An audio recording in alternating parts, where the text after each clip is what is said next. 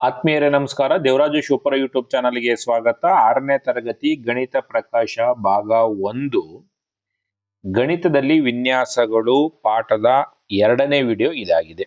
ಪುಟ ಸಂಖ್ಯೆ 3ರಲ್ಲಿ ಬರ್ತಕ್ಕಂಥ ನೋಡಿ, ಕೋಷ್ಟಕ 2 ಚಿತ್ರಗಳ ಮೂಲಕ ಕೆಲವು ಸಂಖ್ಯಾ ಶ್ರೇಣಿಗಳನ್ನ ಪ್ರತಿನಿಧಿಸುವುದು ಅಂತ ಹೇಳಿ ಕೊಟ್ಟಿದ್ದಾರೆ. ಇಲ್ಲೊಂದು ಕೋಷ್ಟಕವನ್ನು ಕೊಟ್ಟಾನೆ.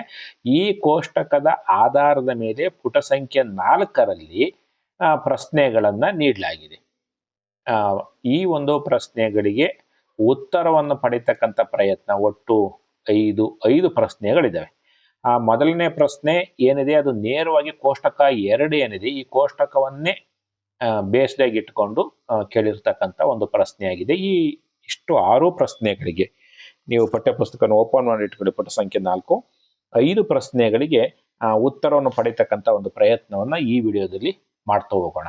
ಆದ್ಮೇಲೆ ನೀವು ಇದುವರೆಗೂ ಕೂಡ ದೇವರಾಜು ಶಿವಪುರ ಯೂಟ್ಯೂಬ್ ಚಾನಲ್ಗೆ ಸಬ್ಸ್ಕ್ರೈಬ್ ಆಗಿಲ್ಲ ಅಂದ್ರೆ ಸಬ್ಸ್ಕ್ರೈಬ್ ಆಗಿ, ವಿಡಿಯೋ ಒಂದು ಲೈಕ್ ಕೊಡಿ ಮತ್ತು ಇದರ ಲಿಂಕ್ ಅನ್ನ ನಿಮ್ಮ ವಿದ್ಯಾರ್ಥಿಗಳಿಗೆ ಮತ್ತು ಸ್ನೇಹಿತರಿಗೆ ಶೇರ್ ಮಾಡಿ. ನೋಡಿ, ಇಲ್ಲಿ ಲೆಕ್ಕಾಚಾರ ಮಾಡಿ ಪುಟ ಸಂಖ್ಯೆ 4 ನಿಮ್ಮ ನೋಟ್ ಪುಸ್ತಕದಲ್ಲಿ ಕೋಷ್ಟಕ 2ರಲ್ಲಿರುವ ಸಂಖ್ಯಾ ಶ್ರೇಣಿಗಳನ್ನು ಪ್ರತಿನಿಧಿಸಿದ ಚಿತ್ರಗಳನ್ನು ನಕಲು ಮಾಡಿ ಪ್ರತಿ ಶ್ರೇಣಿಯ ಮುಂದಿನ ಚಿತ್ರವನ್ನು ಬಿಡಿಸಿ ಅಂತೇಳಿ. ನೋಡಿ, ಇಲ್ಲಿ ಕೊಟ್ಟಿರ್ತಕ್ಕಂಥದ್ದು. ಸೊ ಈ ಏನು ಶ್ರೇಣಿ ಕೊಟ್ಟವನ ಇದರ ಮುಂದಿನ ಚಿತ್ರ ಯಾವ್ದು ಬರುತ್ತೆ? ಇದರ ಮುಂದಿನ ಚಿತ್ರ 5ರದ್ದು ಎಷ್ಟಾಗುತ್ತೆ, 9ರದ್ದು ಎಷ್ಟಾಗುತ್ತೆ, 10ರದ್ದು ಎಷ್ಟಾಗುತ್ತೆ, 15ರದ್ದು ಎಷ್ಟಾಗುತ್ತೆ, 25ರದ್ದು ಎಷ್ಟಾಗುತ್ತೆ, 125ರದ್ದು ಎಷ್ಟಾಗುತ್ತೆ ಅಂದಾಗ ಇದರ ಮುಂದಿನ ಚಿತ್ರವನ್ನ ನಾವು ಬರಿಬೇಕು. ನೋಡಿ, ಮೊದಲನೇ ಚಿತ್ರ ತಾವು ಗಮನಿಸ್ತಾ ಇದ್ದೀರಿ. ಮೊದಲನೇ ಸಂಖ್ಯಾ ಶ್ರೇಣಿ ಏನಿದೆ ತಾವೆಲ್ಲರೂ ಕೂಡ 1 1 1 1 1. ಸೊ ಮುಂದಿನ ಒಂದು ಸಂಖ್ಯಾ ಶ್ರೇಣಿನೂ ಕೂಡ ಒಂದೇ ಆಗುತ್ತೆ. 1 2 3 4 5 ಎಣಿಕೆ ಸಂಖ್ಯೆಗಳು. ಸೊ 5ರದು 6 ಆಗುತ್ತೆ.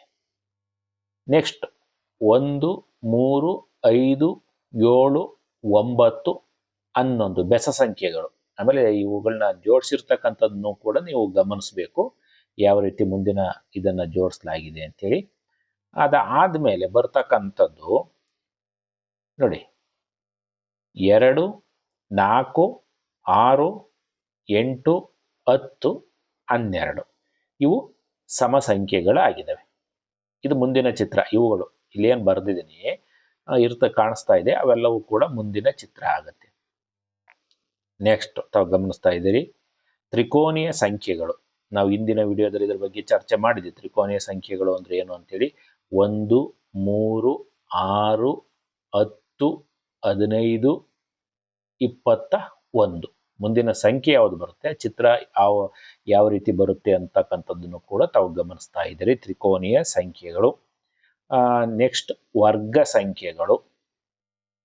1 4 9 2 2 4 3 3 9 4 4 16 5 5 25 6 6 36 ವರ್ಗ ಸಂಖ್ಯೆ. 25 ಆದ್ಮೇಲೆ 36 ವರ್ಗ ಸಂಖ್ಯೆ.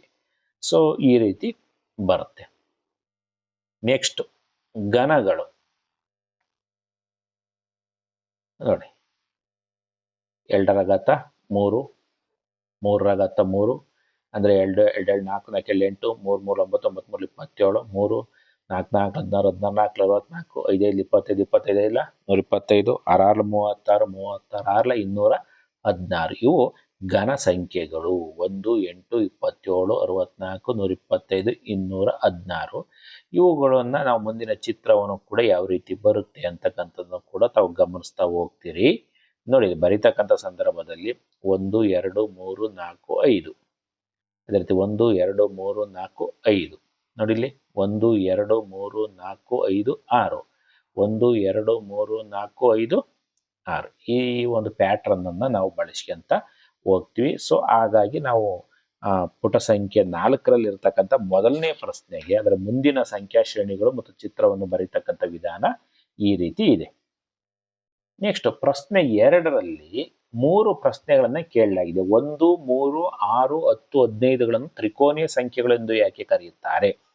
ನೋಡಿ, ಇಲ್ಲಿ ಉತ್ತರವನ್ನು ನೋಡ್ತಾ ಹೋಗೋಣ. ತ್ರಿಕೋನೀಯ ಸಂಖ್ಯೆಗಳು ಅಂತ ಯಾಕೆ ಕರೀತಾರೆ ಅಂತೇಳಿ. ತಾವು ಗಮನಿಸ್ತಾ ಇದ್ದೀರಿ. ಈ ಸಂಖ್ಯೆಗಳಷ್ಟೇ ಚುಕ್ಕೆಗಳನ್ನು ತೆಗೆದುಕೊಂಡು ಜೋಡಿಸಿದಾಗ ಅವುಗಳನ್ನು ಒಂದು ನಿಖರವಾದ ತ್ರಿಕೋನ ಆಕಾರದಲ್ಲಿ ಜೋಡಿಸಲು ಸಾಧ್ಯವಾಗುವುದರಿಂದ ಇವುಗಳನ್ನು ತ್ರಿಕೋನೀಯ ಸಂಖ್ಯೆಗಳು ಎಂದು ಕರೆಯುತ್ತೇವೆ. ಎರಡನೆಯದು, 1, 4, 9, 16, 25ಗಳನ್ನು ವರ್ಗ ಸಂಖ್ಯೆಗಳು ಅಥವಾ ವರ್ಗಗಳು ಎಂದು ಏಕೆ ಕರೆಯುತ್ತಾರೆ? ತಾವು ಗಮನಿಸ್ತಾ ಇದ್ದೀರಿ. ವರ್ಗ ಸಂಖ್ಯೆಗಳು ಈ ಸಂಖ್ಯೆಗಳ ಚುಕ್ಕೆಗಳನ್ನು ಸಮನಾದ ಅಡ್ಡ ಸಾಲು ಮತ್ತು ಕಂಬ ಸಾಲುಗಳಲ್ಲಿ ಜೋಡಿಸಿದಾಗ ಒಂದು ನಿಖರವಾದ ಚೌಕ ಅಥವಾ ವರ್ಗ ಆಕಾರ ಸೃಷ್ಟಿಯಾಗುತ್ತದೆ. ಗಣಿತೀಯವಾಗಿ ಒಂದು ಸಂಖ್ಯೆಯನ್ನು ಅದೇ ಸಂಖ್ಯೆಯಿಂದ ಗುಣಿಸಿದಾಗ ಇವು ದೊರೆಯುತ್ತವೆ. ಉದಾಹರಣೆಗೆ 2 × 2 4, 3 × 3 9 ಇವುಗಳನ್ನು ವರ್ಗ ಸಂಖ್ಯೆಗಳು ಅಂತೇಳಿ ಕರಿತೀವಿ. ಕೊಟ್ಟಿರ್ತಕ್ಕಂಥ ಎಲ್ಲವೂ ಕೂಡ ನೋಡಿ, 2 × 2, 3 × 3, 4 × 4, 5 × 5. ನೆಕ್ಸ್ಟ್ 1, 8, 27, 64, 125 ಈ ಸಂಖ್ಯೆಗಳನ್ನ ಘನಗಳು ಎಂದು ಕರೆಯುತ್ತೇವೆ. ನಾವು ಇವುಗಳ ಎಲ್ಲವನ್ನು ಕೂಡ ಚಿತ್ರದಲ್ಲೂ ಕೂಡ ಇಂದಿನ ಪ್ರಶ್ನೆಯಲ್ಲಿ ನೋಡಿದಂಥ ಒಂದು ಸಂದರ್ಭದಲ್ಲಿ ಗಮನಿಸಿದ್ದೇವೆ. ಸೊ ಈ ಸಂಖ್ಯೆಗಳನ್ನ 3D ರೂಪದಲ್ಲಿ ಸಮಾನ ಉದ್ದ, ಅಗಲ ಮತ್ತು ಎತ್ತರ ಇರುವ ಘನಾಕೃತಿಯಲ್ಲಿ ಜೋಡಿಸಬಹುದು. ಗಣಿತದಲ್ಲಿ ಒಂದು ಸಂಖ್ಯೆಯನ್ನು ಸತತ 3 ಬಾರಿ ಗುಣಿಸಿದಾಗ ಇವು ಸಿಗುತ್ತವೆ. ನೋಡಿ, ಅಂದ್ರೆ ನಾವು ಏನು ಸಂಖ್ಯೆನ ಕೊಟ್ಟವನಲ್ಲ, 1 8, 2 × 2 × 2, 2 4, 4 8, 3 × 3 × 3 3 9, 9 27. ಸೊ ಈ ಸಂಖ್ಯೆಗಳನ್ನು ನಾವು ಘನಗಳು ಎಂದು ಕರೆಯುತ್ತೇವೆ. ನೋಡಿ, ಈ ಪ್ರಶ್ನೆ 3, 36 ತ್ರಿಕೋನೀಯ ಸಂಖ್ಯೆ ಮತ್ತು ವರ್ಗ ಸಂಖ್ಯೆ ಎರಡೂ ಆಗಿರುವುದನ್ನು ನೀವು ಗಮನಿಸಬಹುದು. ತ್ರಿಕೋನೀಯ ಸಂಖ್ಯೆ ಮತ್ತು ವರ್ಗ ಸಂಖ್ಯೆ ಎರಡೂ ಆಗಿರೋದನ್ನ ನೀವು ಗಮನಿಸಿದ್ದೀರಿ. ಅಂದರೆ 36 ಚುಕ್ಕೆಗಳನ್ನು ತ್ರಿಭುಜ ಮತ್ತು ಚೌಕದಂತೆ ನಿಖರವಾಗಿ ಜೋಡಿಸಬಹುದು.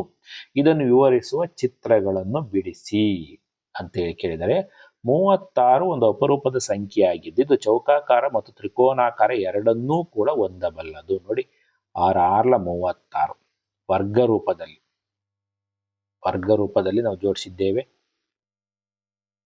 1 2 3 4 5 6, 1 2 3 4 5 6, 6 36. ನೀವು ಟೋಟಲ್ ಬೇಕಾದ್ರೆ ಮಾಡಬಹುದು.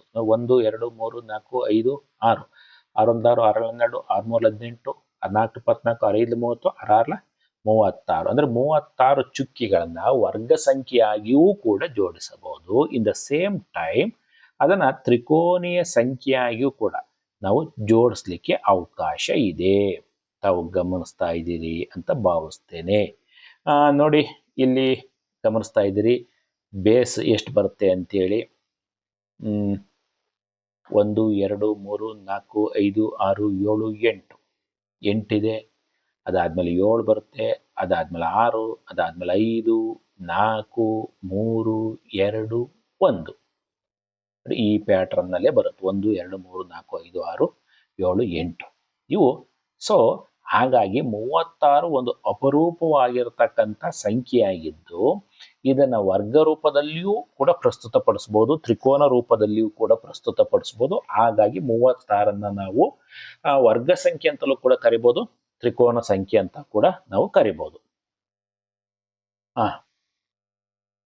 ಪ್ರಶ್ನೆ ಸಂಖ್ಯೆ 4, ಮುಂದಿನ ಸಂಖ್ಯೆಗಳ ಶ್ರೇಣಿಯನ್ನು ನೀವು ಏನೆಂದು ಕರೆಯುತ್ತೀರಿ?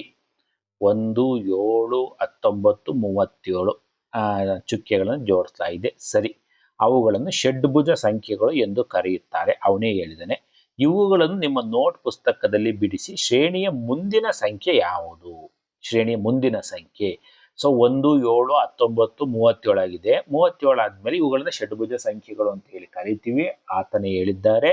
ಸೊ ನಾವು ಇದರ ಮುಂದಿನ ಸಂಖ್ಯೆ ಯಾವುದು ಬರುತ್ತೆ ನೋಡೋಣ.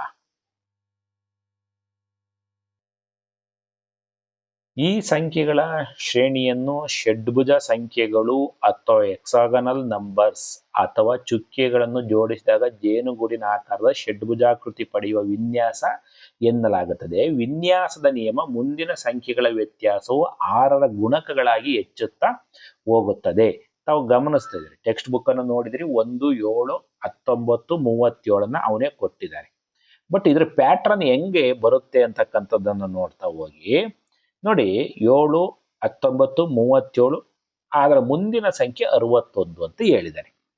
ಸೊ ಎ ಕಂಡಿಡಿದ್ರಪ್ಪ ನೋಡಿ, 1 + 6 2 ಕೂಡಿದ್ರೆ ಎಷ್ಟಾಗುತ್ತೆ? 7 ಆಗುತ್ತೆ. ಈ 7ಕ್ಕೆ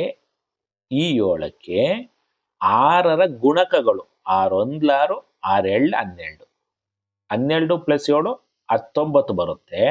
ಸೊ 19ಕ್ಕೆ 6ರ ಗುಣಕ 6 1 6 6 2 12 6 3 18 18 19 19 38 37 ಬಂತು. 37ಕ್ಕೆ ಪ್ಲಸ್ 6ರ ಗುಣಕ 6 1 6 6 12 6 3 18 6 4 24 ಕೂಡಿದ್ರೆ 61 ಬರುತ್ತೆ.